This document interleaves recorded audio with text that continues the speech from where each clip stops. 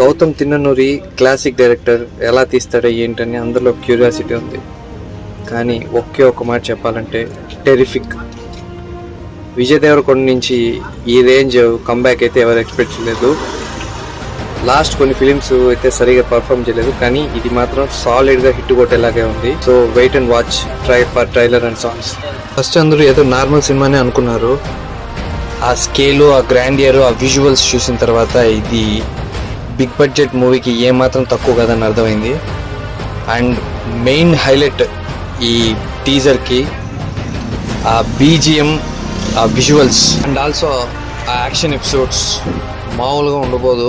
అసలు రామ్ చరణ్తో చేయాల్సిన మూవీ ఇదే అని ఇండస్ట్రీలో ఒక టాక్ ఉంది.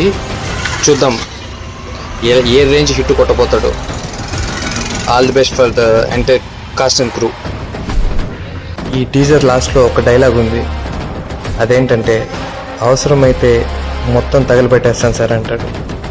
ఈ టీజరు, ఆ విజువల్సు, ఆ బీజిఎం, విజయ్ దేవరకొండ కసి, కమిట్మెంటు, క్యారెక్టర్ మేకోవరు ఇవన్నీ చూస్తుంటే నిజంగానే ఈ మూవీతో బాక్స్ ఆఫీస్ని తగలెట్టాలనే ఉన్నాడు. చూద్దాం డే 1 లైఫ్ టైం ఎంత కలెక్షన్స్ వస్తాయో. Mark your calendars, May 30, 2025. రెడీనా రౌడీ బాయ్స్? ఐ నో మీరు ఎప్పుడూ ఆల్వేస్ రెడీ.